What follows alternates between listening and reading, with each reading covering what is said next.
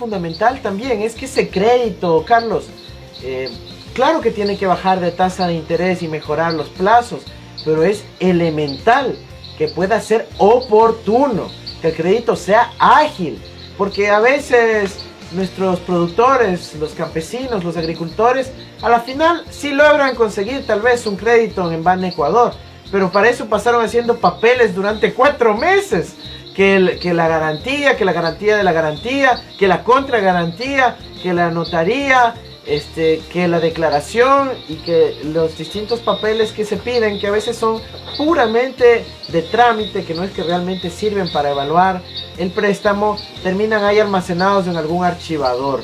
Nosotros tenemos que aprovechar la tecnología para que el crédito sea ágil y oportuno para los agricultores y campesinos de nuestra patria.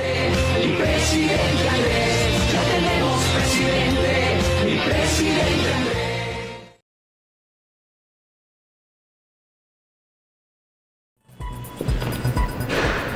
8 de la mañana, 9 minutos, estamos de vuelta con ustedes. Ya contamos con la presencia de nuestro invitado, lo habíamos anunciado, está con nosotros desde México el economista Rafael Correa Delgado, expresidente de la República, a quien le damos la bienvenida en este día que pues hemos tenido la oportunidad de dialogar. Los medios de acá del sur del Ecuador también están muy interesados en conversar con él, sobre todo en estos últimos días que se han dado algunos temas importantes. Así que buenos días, economista. Buenos días.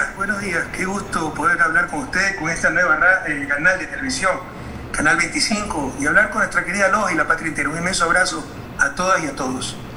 Economista, quisiéramos empezar por pedirle su criterio de lo que sucedió ayer en la Asamblea Nacional, la aprobación de la ley de extinción de dominio. En el debate, bueno, se había señalado, entre otras cosas, que esta ley era para evitar que nunca más la corrupción tome los sagrados dineros del erario nacional y que se pueda sancionar a quienes lo hagan. Algunos dicen que esta ley ha sido diseñada y nuevamente hecha a la medida de Rafael Correa Delgado y su gobierno. ¿Qué opina usted? Pero por supuesto, mira, de mí nunca esperen mentiras, y lo que debería hacer, si fuera un politiquero mediocre, apoyo, porque yo soy honesto, no tengo nada que temer. El que nada debe, nada teme. En estos momentos en el país, el que nada debe puede temer mucho, y el que debe mucho puede temer nada, si está en el poder en argollas, si domina las cortes, la fiscal, como lo hace el gobierno, los banqueros. Fíjese que cuando el 80%, 85% de la población apoyaba a Moreno en el 2018, nosotros nos opusimos claramente a la consulta popular, y todos contra nosotros. Finalmente obtuvimos 37% de los votos, pero 39 organizaciones políticas y sociales se unieron, todos contra nosotros, y al final tuvimos razón, y hasta nos quedamos cortos. Le dijimos, esto es un golpe de Estado, va a destruir la patria. Hoy lloramos lágrimas de sangre. Por este populismo penal, por esta persecución política, perdemos la sensatez, y se aprueban leyes que son tremendamente riesgosas. Por ejemplo, la consulta popular, sepa usted que se aprobó. La gente no entiende lo que se aprobó, porque fue manipulada.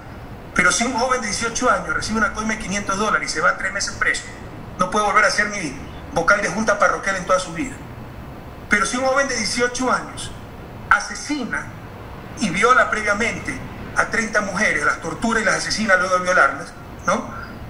Después de 40 años, a los 58 años, puede ser candidato a la presidencia de la República. Eso aprobamos en 2018. Estamos aprobando cosas similares. Se está rompiendo la presunción de inocencia. Se está haciendo una ley retroactiva, imprescriptible. Es decir, con el leitmotiv de luchar contra la corrupción, se está cayendo en unos abusos impresionantes. Y como dice el Papa, utilizando supuestamente defensa de valores, lo que se está haciendo es destruyendo la institucionalidad del país, los derechos humanos. Entonces yo sí prendo una alerta muy seria sobre esa ley que se acaba de aprobar el día de ayer en la Asamblea. Continúa el populismo penal, y más aún con los jueces que tenemos, en los cuales solo cree el 12% de la población. Eso es una bomba atómica en manos de irresponsables. Y miren que nosotros podemos ganar las elecciones. Ese puede ser un instrumento para nosotros perseguirlo, pero nosotros no caemos en esas prácticas. No sé si se da cuenta que el único presidente que no fue perseguido fue Alfredo Palacio, porque nosotros llegamos al poder y no tenemos esas prácticas. Todo el resto fue perseguido. Nosotros no hacemos esas cosas. Pero si llega un gobierno irresponsable, con jueces corruptos, eso es un instrumento terrible de persecución. Se habla ahora mucho desde las candidaturas justamente de luchar contra la corrupción, de que el primer día que llegue el nuevo gobierno, de los candidatos que así lo anuncian, los corruptos estarán presos, de que se cobrará los dineros que se han llevado, de que se recuperará el dinero que se lo han llevado fuera del país, etcétera, etcétera. En la oferta de campaña se dicen muchas cosas, pero en la práctica no son atribuciones del presidente de la República. Empezar primero eso. Segundo, el que dice voy a erradicar la corrupción es un mentiroso, eso es imposible. Tercero, ojalá lo cumpla. Metan presos a los verdaderos corruptos, que siempre fueron ellos, y traigan la plata que tienen afuera, que la tienen ellos. Por ejemplo, en la cuenta 100 4 10 71 378, repito, 100 4 10 71 378, Balboa Bank, Panamá, a nombre de INA Investment, INA por las 3 hijas de Moreno, Cristina, Karina e Irina, donde está la plata sucia de la familia Moreno. Moreno reconoció que existe esa cuenta, pero que es de su hermano. Y si es de su hermano, ¿por qué no la abre? Cada vez que me ha inventado una cuenta a mí en el Vaticano, en Suiza, en Aruba, he dicho, ábranla, porque sé que es mentira. Acá 2 años ocultando esa cuenta. Ojalá cumplan, llegue quien llegue, asamblea, presidencia, con esa promesa de meter preso a los corruptos y traer la plata, porque los corruptos siempre fueron ellos. Ahora, el que le diga que puede erradicar la corrupción es un mentiroso. Y nos han hecho creer que antes de nuestro gobierno no había corrupción. Nosotros eliminamos la corrupción institucionalizada, que ha vuelto, con hambre atrasada, repartieron hasta los hospitales. Pero recuerde que antes de nuestro gobierno se repartían aduana, migración, educación bilingüe, salud, universidades. ¿Se acuerdan o no? Para comprar votos y tener mayoría en la asamblea. Había tramitadores de registro civil, politización en Pacifitel, que era un nido de ratas. ¿Se acuerdan todo aquello? En Petroecuador tuve que declarar emergencia por la podredumbre, tuve que meter a la Marina de Guerra. Pero obviamente siempre va a quedar un vestigio de corrupción. Más aún si quedan esas guaridas de corrupción que se llaman paraísos fiscales, que han vuelto a ser permitidos en la función pública ecuatoriana, lo cual es ilegal. Pero a mí me gusta hablar con pruebas, querido compañero. Aquí está el ranking de corrupción de Transparencia Internacional. Antes nuestro gobierno solo subía. Este es el año 2017. Llegamos al puesto 150 en el 2017, 151. Lo redujimos al puesto 130. Fuimos el gobierno en América Latina que más bajó, felizmente, en el ranking de corrupción. Nosotros bajamos 30 puestos. Somos el primer país, el que más redujo corrupción. Pero es imposible eliminarlo.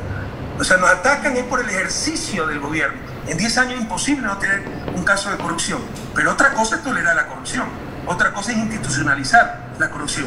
Y si esto fuera poco, aquí tengo el informe de otra organización correísta. Lo que le enseñé es Transparencia Internacional. El ranking de corrupción y el país que más redujo corrupción en 10 años, Ecuador. Lastimosamente el que más subió en el ranking de corrupción es México, donde me encuentro actualmente. Otra institución correísta, Banco Mundial. 2006, esto es data más dura. Esto está en la base de datos del Banco Mundial, cualquiera lo puede verificar. 2006, 15.4% de las empresas decían que habían tenido que dar coimas, cuando casi no había inversión pública. Cuadruplicamos la inversión pública y solo 1.7% de las empresas dijeron que tenían que dar coimas. Esto incluye municipios, pero quedó 1.7%. Porque ¿cómo detecta la coima en un paraíso fiscal como Andorra, en una cuenta secreta? ¿Cómo detecta eso? No somos hipócritas. Queremos luchar contra la corrupción, eliminemos los paraísos fiscales, pero han vuelto a permitir los paraísos fiscales en la función pública. Los corruptos siempre fueron ellos. Ojalá cumplan la promesa, metan preso a los corruptos y traigan la plata al país, porque los corruptos siempre fueron ellos. Pero meter preso no es una función de ningún presidente. Para eso hay la función judicial. Sí, pero usted puede impulsar los juicios, ¿no? Puede meter las denuncias, puede investigar. Hay la UAF, la Unidad de Análisis Financiero, que tiene algunos instrumentos para detectar esa corrupción. Por supuesto, puede el impulso inicial, pero la investigación ya le corresponde a la Fiscalía y el juzgamiento a los jueces. Otro de los puntos de las ofertas electorales se basa en la generación de empleo. Hemos escuchado mucho. No voy a mencionar a candidatos, pero ayer escuchábamos un video que se expuso en donde uno de los candidatos decía que hay que bajar el sueldo básico de los trabajadores a $120 para que así las empresas puedan recuperar y todos tengamos trabajo. Esa es una posición. La otra dar empleo, trabajo, recursos directamente inyectados a las familias, es la propuesta del candidato Arauz, con dinero que quisiéramos saber si efectivamente se puede, es posible, de dónde va a salir. De acuerdo, pero la primera propuesta es la de Lazo, bajar a $120 de salario para generar empleo. Yo le gano una propuesta, volvamos al esclavismo, a la época esclavista, y generemos más empleo. ¿Le parece? Entonces no se pague, que la gente trae por comida y techo, y vamos a generar más empleo. No entienden estos banqueros codiciosos que con esas prácticas mucho más es lo que se pide que lo que se gana. Primero, en la realidad no funciona, porque la gente tiene dignidad, y la gente va a preferir pasar penuria a vender su alma, su dignidad, su tiempo por 120 miserables dólares. Vaya al mercado pues para ver cuánto le dura 120 dólares. Segundo, en su codicia, en su materialismo estos banqueros y en su ignorancia, no entienden que mucho más importante que el salario, que la institucionalidad formal, que el incentivo tal para el desarrollo de una sociedad, los pilares realmente de los países que se han desarrollado, es el bien moral, y basar la generación de empleo, la rentabilidad de la empresa en la explotación laboral es sencillamente inmoral. Pero yo le tomo la propuesta del candidato Lazo. Perfecto, pongamos, como él dice, un salario de 120 dólares con la condición de que nadie, ni el dueño de la empresa, gane 5 veces más, digamos, que esos 120 dólares, y que nadie pueda declarar utilidades hasta que el último de los trabajadores haya ganado el salario digno. ¿Qué le parece? Ya tenemos la figura de salario digno, tan solo habría que rebajar el mínimo posible para pagar, pero que nadie reciba utilidades si es que hasta el último trabajador no ha ganado ese salario mínimo que es el necesario para cubrir una canasta básica de consumo. Entonces estamos hablando tal vez de 400, 450 dólares, porque en un hogar típico hay 1.6 perceptores de ingresos. La canasta básica debe estar en 600, 700 dólares, estoy un poco desactualizado, pero trabaja 1.6 personas por hogar, no solo una. Entonces, el salario digno debe estar en 400, 450 dólares. Que nadie declare utilidades hasta...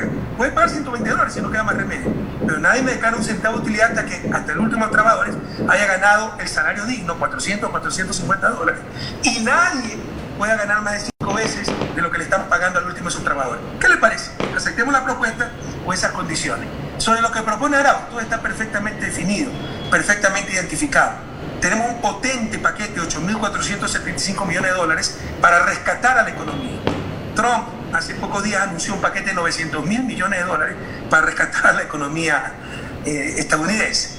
Ese paquete está compuesto, en el caso ecuatoriano, 8.475 millones, de 3.000 millones para crédito en el cooperativismo y en el sistema bancario, pero sobre todo para el sector agrícola, pecuario, para el sector rural, para la economía popular y solidaria, para la microempresa, pequeña empresa, sobre todo para ellos que son los más altos generadores de ingresos, preferencialmente, no exclusivamente.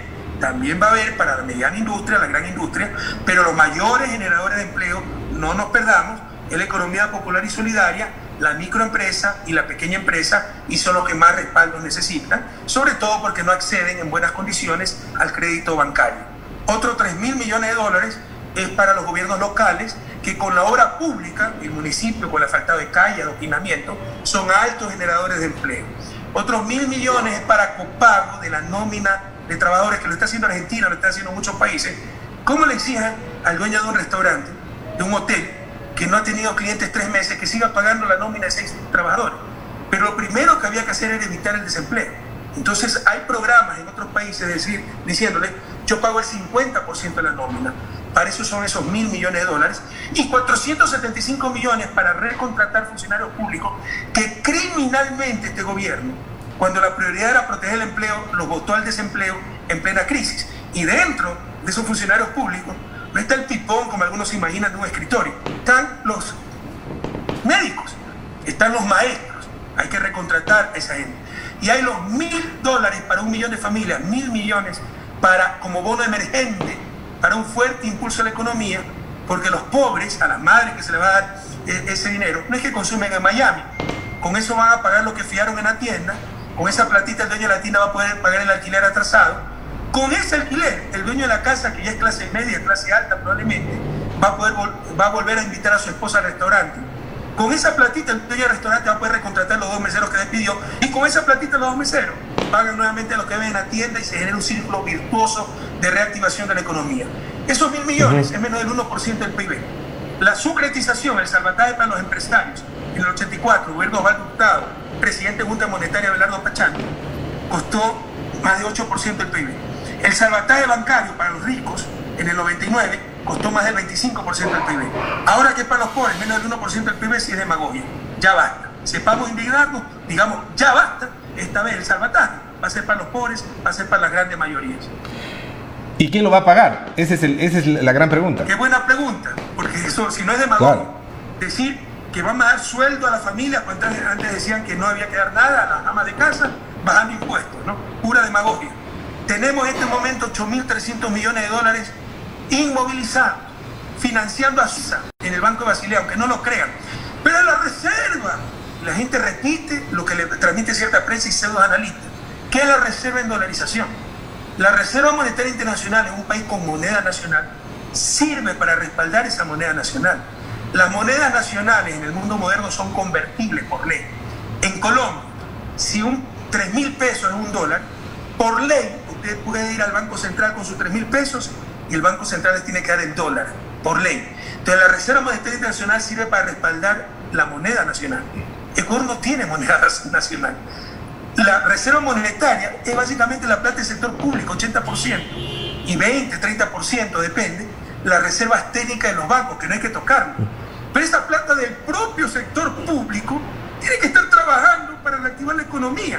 Ahora quieren que el Banco Central, que se llama banco, no preste, para tener el monopolio de los préstamos el sector privado. Quieren privatizar el Banco Central para dejar esa plata afuera cuando se nos cae en pedazos la economía. Es que hay que respaldar las obligaciones externas que nos dice el Fondo Monetario. Le hace garantizar pago de deuda externa. Pero es que no hay obligaciones internas. No es que la gente se nos muere por falta de medicina en los hospitales. No es que la economía está quebrada. Ya basta. Todo esto es político, no es técnico. Y ya... Ellos defienden al capital, a los acreedores. Nosotros defendemos a la gente. Pero otra reflexión, y con esto termino, ¿no? Es que son depósitos, básicamente dinero del sector público que está en el extranjero, ¿no? Y eso debe venir al país, no todo, siempre se necesita una parte de reserva, pero para reactivar la economía ecuatoriana. Lo que le quería decir, que cuando hablan de obligaciones externas, en realidad es respaldar hasta la fuga de capitales, porque la dolarización ecuatoriana estuvo tan mal hecha que dijeron, sí, se elimina moneda nacional, utilizamos el dólar, pero el Estado garantiza los dólares, y el Estado tiene que garantizar el dólar hasta para la importación de Nutella. Para eso quieren tener esa platita en Suiza. Nosotros queremos traerla para rescatar la economía ecuatoriana.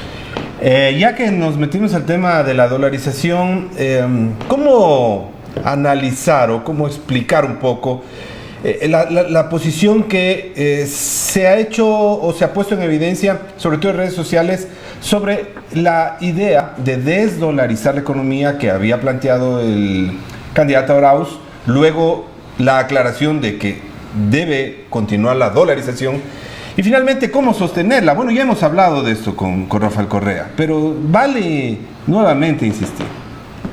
No es cierto que Andrés Arauz habló de desdolarizar, por el contrario, él dirige el observatorio, o lo fundó, ya no lo dirige, el observatorio de la dolarización. Ese fue un video editado de un pseudo periodista, que en verdad es un politiquero corrupto y mala fe, llamado Villavicencio, no me acuerdo el nombre, ¿no? Pero en todo caso, es la misma mentira, y qué lástima que se repita, porque ya ha sido aclarado muchas veces. Pero por otro lado, hasta nos llena de optimismo, porque lo mismo dijeron en el 2006 cuando yo fui candidato, lo mismo en el 2009, lo mismo en el 2013 y lo mismo en el 2017, siempre fue mentira y siempre perdieron. ¿Sabe a quién beneficiaría una desdolarización? A Lazo, a Nebot, a los que tienen la plata fuera del país, porque ellos con su platita fuera del país, 30.000 millones de dólares en paraísos fiscales, tienen seguro para su plata.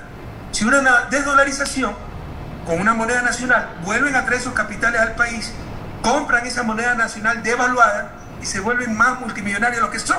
Entonces no seamos tontos. A lo que les conviene la dolarización es a ellos. Y los que van a hacer explotar la dolarización con la fuga de capitales son ellos. Porque respondo a la última parte de su pregunta, ¿cómo mantener la dolarización? Aquí no hay ningún misterio, es evidente. ¿Cómo mantener la dolarización? Con dólares, pues, en economía. Y ahora hay una terrible fuga de dólares por todos los lados, empezando por los banqueros, que hay que controlar para que no colapse la dolarización. El otro planteamiento que en campaña se ha escuchado es referente a reformar la ley de educación. Se debe volver a la libre ingreso a las universidades, la eliminación de la prueba ser bachiller o de las pruebas de acceso a la universidad. Eso ha sido defendido siempre por Rafael Correa como una posibilidad de poder efectivamente tener una mejor calidad de educación y volver a los estándares o acercarnos a los estándares internacionales en este mismo tema. Finalmente, desarrollar un verdadero talento humano con los jóvenes que efectivamente con esfuerzo puedan conseguir las becas de las mejores universidades del país, del mundo. De algo sé de educación y algo sé de desarrollo, ¿no? Y sin excelencia no hay educación ni hay desarrollo. Y vuelve la mediocridad al ataque. Entonces eso se llama mediocridad. Llámelo, disfrácenlo de lo que quieran, pero al final del día es mediocridad. Y es la falacia de la composición también. Creer que lo que es bueno para la parte es bueno para el todo. Que el todo es la suma de las partes. No. Si usted se levanta en un teatro lleno para ver mejor, y ve mejor si usted se levanta solito. Pero si todo el mundo se levanta, todo el mundo ve lo mismo o peor, ¿no? Entonces, queda en peor situación que antes. Si usted paga menos impuestos o paga cero impuestos, se beneficia. Pero si nadie paga impuestos, todo el mundo va a estar peor. Entonces, si para ser... Yo quiero ser capitán, y hay un capitán y hay 1000 marineros, hay un capitán por cada 1000 marineros o por cada 100 marineros. Y todos quieren ser capitán. Al final del día quedaron en lo mismo, no sirvió de nada. No, seamos sensatos, estudiemos la historia del desarrollo, y modestia aparte, conozco algo al respecto. Además, aquí hay mucho mito, mucha mentira, que es el examen de ingreso lo que le impidió a los jóvenes acceder a la universidad, que antes había libre ingreso. Nunca, escúcheme jóvenes, nunca en Ecuador ha habido libre ingreso, no se debe engañar. Para empezar, usted lo debe recordar, la universidad pública era pagada. ¿De qué libre ingreso me habla? Si el pobre, por brillante que sea, si no tenía para pagar, no podía ingresar a la universidad. ¿De qué libre ingreso me habla? Segundo, nunca había suficientes cupos para las aplicaciones. Si habían 200 cupos para medicina y 2000 aplicantes, ¿qué se hacía? Créame que hasta se sorteaba. Había que ir a hacer cola a las 2 de la mañana, comprarle el turno al guardia. Incluso había gran corrupción, venta de favores sexuales, ser de la argolla del decano, no podías olvidar. Es falso eso que ha habido libre ingreso, que yo he querido poder estudiar lo que me da la gana. No es verdad, no se engañen. No, recordemos, no tengamos memoria tan frágil. Lo que se hizo es ordenar el sistema en base de la meritocracia, de los méritos. Se hace un examen y los que mejor nota sacaron tienen cupo, tienen prioridad para entrar esos 200 cupos de medicina. Queremos mayor acceso, lo que hay que dar es mayor presupuesto a universidades para aumentar los cupos. El resto es mentira. No se deben engañar, queridos jóvenes, y tan sencillo como esto. ¿Cuándo les iba mejor? ¿En la tragedia que vivimos o durante los 10 años de la Revolución Ciudadana? Quiere decir que no estamos mal. Confíen en nosotros, sabemos lo que hacemos y lo hacemos por ustedes. Hay muchos demagogos que lo que quieren es tan solo mantenerse en el poder para seguir lucrando del poder. Nosotros aquí hacemos las cosas por ustedes. ¿Y la respuesta para quienes no pudieron ingresar a la universidad, cuál sería? Bueno, se puede volver a pasar el examen. Como el examen ser bachiller, el examen ser bachiller también nos da información para ver quién está mal, qué escuela reforzar. Yo creo que siempre hay que reconocer la excelencia. Revise países que en los años 50 eran más pobres que nosotros, después de la guerra de Corea, en los años 50-53. Ecuador mandaba barcos a Corea del Sur para que no se muriera de hambre, Corea del Sur. Ahora es un país desarrollado que no hace un paseo. Vaya, vea la devoción por la excelencia que tenían allá, el reconocimiento de los méritos académicos. Aquí no se trata de hacer quedar mal al que salió mal en la evaluación. Eso ni se menciona. ¿Quién fue el que peor nota sacó? Pero sí mencionar a los que mejores notas sacaron, a los mejores alumnos, a las escuelas bien evaluadas. Que haya una devoción por la excelencia, una sana competencia, reconociendo los méritos. El resto no es mediocridad. Y el que no pudo lograrlo, estamos para ayudarlo. Pero no significa que como no pude saltar la valla, tengo que bajar la valla. Eso es mediocridad, por favor, exigámonos un poco más. No nos hagamos daño a nosotros mismos.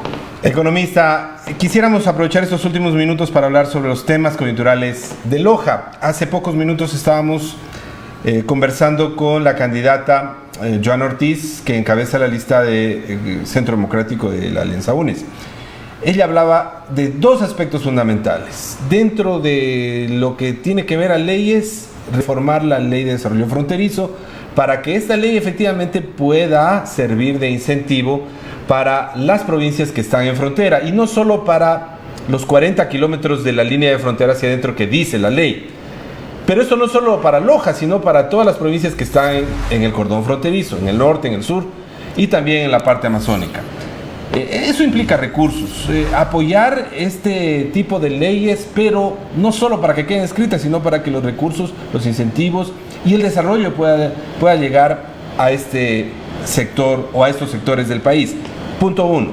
El otro punto fundamental para Loja es el tema cultural, el impulso al Festival de las Artes Vivas y a muchas otras actividades culturales y tradicionales que se desarrollan en toda una temporada alta para la provincia de Loja. Ahí está el tema de la Feria de Loja, la peregrinación de la Virgen del Cisne, que coinciden también en cuanto al festival con las festividades de Independencia y Fundación de Loja. Anclar todo este tipo de actividades para que realmente Loja pueda desarrollar, y el apoyo y el impulso a estas actividades. ¿Qué opinión tiene Rafael Correa, y desde el punto de vista de su liderazgo y apoyo seguramente al que podría ser un gobierno nuevamente de la tendencia de la Revolución Ciudadana? Ya no es mi opinión, pero si me permite completar la pregunta anterior, que es crucial para el desarrollo.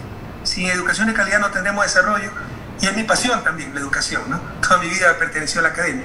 Miren los absurdos, ¿no? Hay propuestas que eliminemos el examen de ingreso y pongamos de nuevo los preuniversitarios. Pues sí, los preuniversitarios es como preparar, darle un año más de escuela a los jóvenes. ¿Por qué el joven capaz de entrar directamente si no se ha excluido los preuniversitarios? Si usted no pasa el examen, puede seguir ese preuniversitario y luego pasar el examen. No se intenta que nadie quede fuera de la universidad, pero sí garantizar un mínimo de excelencia académica con respecto a todo. Pero todos tenemos talento. O sea, yo soy pésimo para la música, no me voy a meter a músico. Y si quiero ser músico tendré que esforzarme un poco más. Entonces no se trata de dejar a nadie afuera. Pero también, otra cosa, otro dice, usted se equivocó, sí había facultades donde había libre ingreso. Yo estuve en una universidad donde prácticamente había libre ingreso. Había un preuniversitario que era un chiste, ¿no? Que además era pagado, pero bueno, era una universidad privada, la católica. Y entrábamos, créanme, entramos 300. Un poco más tal vez. Se graduaron 30, al menos en mi especialización. En total nos habremos graduado 70 de 300. O sea, es mucho peor, es engañar a los jóvenes. Entren y les vamos cortando las cabezas en el primer año, segundo año, y llega el 10%. Eso es lo que se llama eficacia terminal. Es desperdiciar el tiempo del estudiante, recursos de la sociedad y bajar el nivel académico. Porque no es lo mismo si a 30 del principio que 300. Mejor es ser estricto del principio y mantener a esos 30 que entraron como perla hasta el final.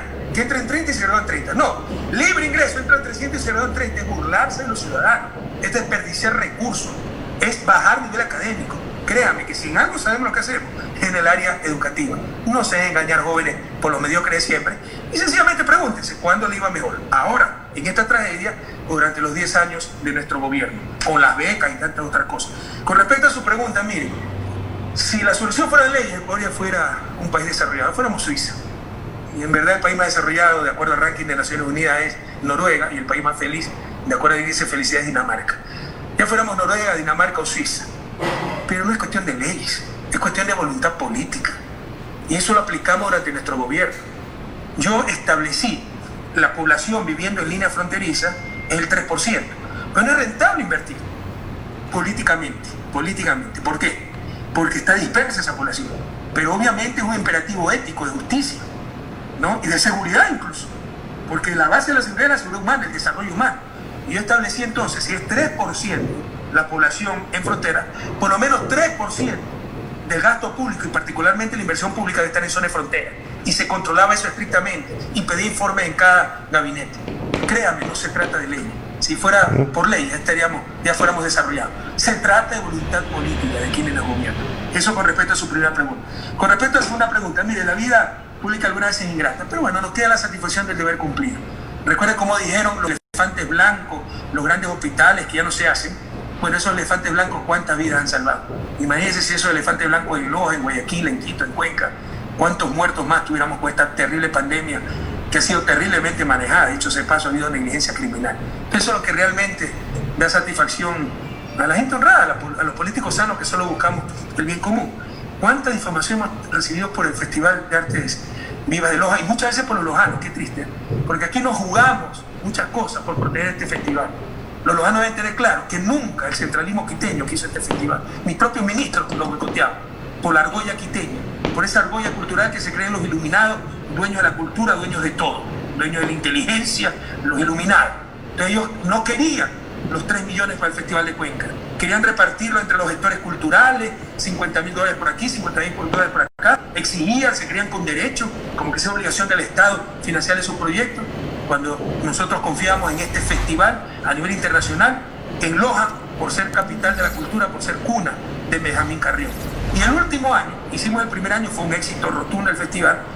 El segundo año me quemaban tiempo, siempre hubo boicot, que informes negativos, que no es que está el presupuesto exagerado, demuéstrenmelo dónde, ¿no?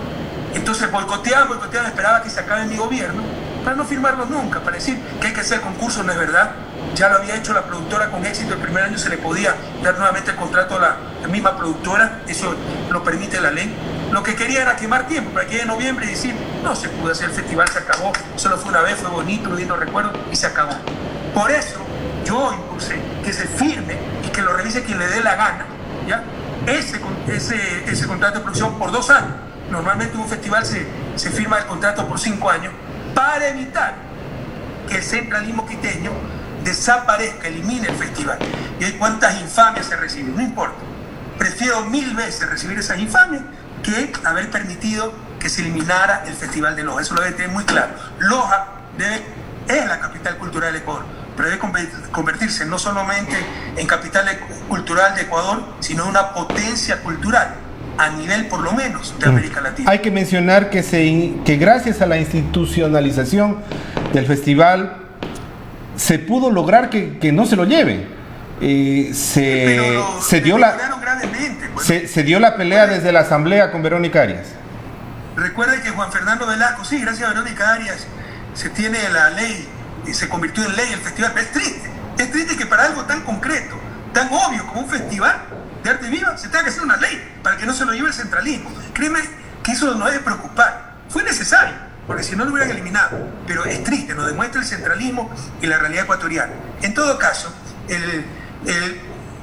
lo deterioraron gravemente. Recuerde que Fernando Velasco lo quiso dar hasta una ferretería, el festival, y por si acaso a la productora del Festival de Loja, hasta nuestro gobierno y lo que hemos firmado, fue la misma productora del Hábitat de las Naciones Unidas, un evento que se realiza cada 20 años y que fue un éxito rotundo, pese a que el Ecuador estaba en crisis, con terremotos, todo eso, octubre del 2016, que fue reconocido a nivel mundial. O sea, estamos hablando de gente con experiencia, pero en todo caso, usted puede hacer un festival mucho más barato. Depende de qué nivel le quiera dar. Si yo consigo 3 lagarteros, no sé si Loja sepa lo que son lagarteros. Sí sabe. A los tríos musicales en 6 de marzo y Luque, en mi ciudad, y lo pongo a cantar en el teatro ultramoderno de Loja y digo que ese es el festival, verá que me cuesta $3.000. Pero no es festival, estoy estafando a la ciudadanía. Si quiero un festival internacional, tiene que hacer hasta promoción internacional, traer grupos de Dinamarca, de todas partes del mundo, y eso es costoso. Pero además los intangibles, ¿no? Cómo se posiciona Loja, cómo se activa la industria cultural, puede ser rentable con el tiempo. De hecho, probablemente ya es rentable, sino que no lo recibe el Estado, lo recibe el sector privado, los restaurantes, los hoteles, pero poco a poco puede participar en mayor medida el sector privado, tener auspiciantes, pero es un proceso. El Festival de Aviñón tiene 70 años, es un proceso. Esta gente lo quiso eliminar el festival y después debilitar y decir, nosotros pusimos sobreprecio porque ellos lo hicieron más barato. Claro, y si contrato lagartero va a ser más barato, pero no va a ser festival internacional.